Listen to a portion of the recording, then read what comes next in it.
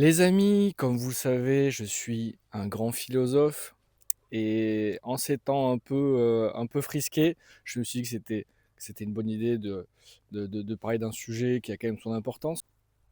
Je parle bien sûr, les amis, du pari de Pascal. Vous avez certainement déjà entendu ces mots-là, notamment si vous avez été scolarisé et que vous êtes arrivé jusqu'au lycée, notamment jusqu'en terminale avec des cours de philosophie. C'est une notion, assez simple à comprendre et voilà qui marche bien. En tant que philosophe, je pense que c'est important vraiment de vous éclairer sur ce sujet en particulier, le pari de Pascal. Hem, Vous apporter un petit peu ma vision des choses, déconstruire cette idée et la reconstruire et la remodeler, et vous donner ça à manger, pour que quelque part, vous atteigniez aussi mon niveau. Alors vous ne serez pas à mon niveau, mais vous allez vous y rapprocher un tout petit peu. Mais avant toute chose, les amis, il faut bien comprendre, qu'est-ce que le pari de Pascal, les amis? Je vous le ressors pas tel quel, je vais, le romantiser un peu, mais vous allez voir, c'est exactement la même chose pour ceux qui connaissent un petit peu le truc. Il nous dit tout simplement: «C'est plus rentable d'être croyant que de ne pas l'être». Parce que si vous êtes croyant, ben, forcément, vous allez avoir des petits interdits, machin et tout. Bon, ça dépend beaucoup de la religion, mais on y reviendra juste après, vous allez comprendre. Forcément, on se met des interdits, on n'assouvit pas toujours toutes ces tentations, toujours tous les plaisirs qu'on a envie de faire, on peut pas toujours les faire et tout. Donc on vit une vie un petit peu de frustration parfois, si on devient croyant. Voilà, on vit cette vie pendant 80 ans environ, enfin voilà, ça dépend des gens et tout. Après on meurt. Si le paradis existe, bah, voilà, on s'est un peu embêté toute sa vie, mais au moins si le paradis existe, boum, on y va. S'il n'existe pas, bon, ben, on aura perdu 80 ans de notre vie, mais potentiellement on aura esquivé, une éternité en enfer. Si on n'est pas croyant, si on est athée, enfin, encore une fois, on va venir sur ce point juste après. Si on est athée, qu'est-ce qui se passe? On profite pendant toute notre vie, voilà, on fait un petit peu ce qu'on veut et tout, bien sûr, dans les réglementations mises en vigueur par l'État français ou par l'État dans lequel vous êtes, hein, j'ai envie de dire. Sinon, vous allez aller en prison, donc c'est pas ouf non plus. Euh, Vous profitez et tout.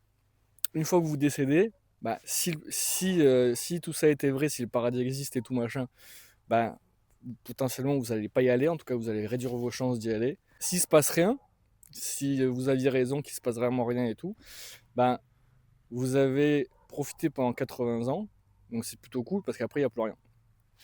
Mais vous prenez le risque que ces 80 ans de plaisir amènent potentiellement à une éternité de souffrance. Donc le ratio, voilà, le ratio est pas top.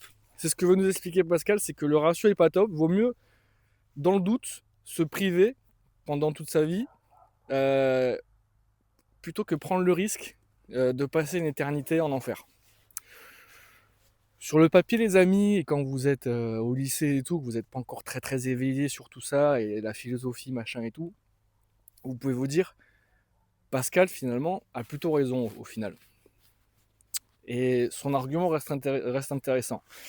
Mais vous allez voir on va le démonter gentiment. Je vais le démonter gentiment en tant que votre humble serviteur. Je vais le démonter gentiment, vous allez voir, avec plusieurs arguments qui vont faire mouche et qui, je pense, à vous aussi, vont vous moucher, les amis. En plus, il fait froid et tout, donc on est. Premièrement, Pascal était chrétien. Alors, il le dit pas directement dans son pari, mais en fait, pour Pascal, c'est soit tu es athée, soit tu es chrétien. Pascal était un fervent chrétien. Et donc, quand il vous parle de vous priver, voilà, de suivre les commandements, être croyant tout simplement, en fait, ce qu'il vous dit par là, c'est suivez le christianisme. Le problème, c'est que des religions, il y en a des milliers. À travers l'histoire, il y en a encore plus qui ont existé.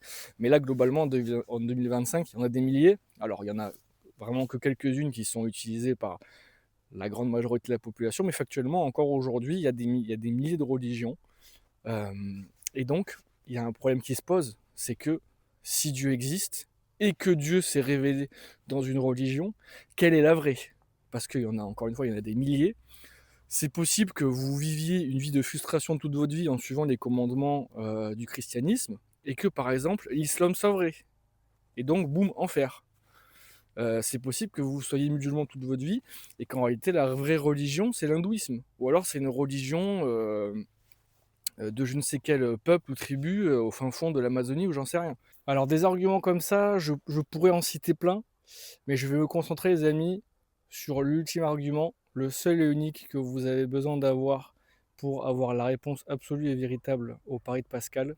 Vous l'avez peut-être jamais entendu, c'est normal parce que ça vient de mon très très gros cerveau, de grands philosophes comme je l'ai dit au début de la vidéo, que je vais vous délivrer tout de suite les amis. Il est très simple, croire en Dieu, ce n'est pas un choix. Les amis, si vous le permettez, je vais faire un petit exercice de pensée pour vous expliquer un peu plus en détail cet argument. Imaginez, vous êtes athée et vous avez été convaincu par le pari de Pascal, vous l'avez lu et vous vous êtes dit, mais Pascal a raison, je vais prendre le pari de croire en Dieu, on va brasser sur l'exemple du christianisme, je vais suivre le christianisme à la lettre. Est-ce que pour autant, ça fait de vous quelqu'un qui croit en Dieu? Vous allez à la messe, ou vous faites le carême, ou vous suivez absolument toutes les directives voilà, demandées par le christianisme.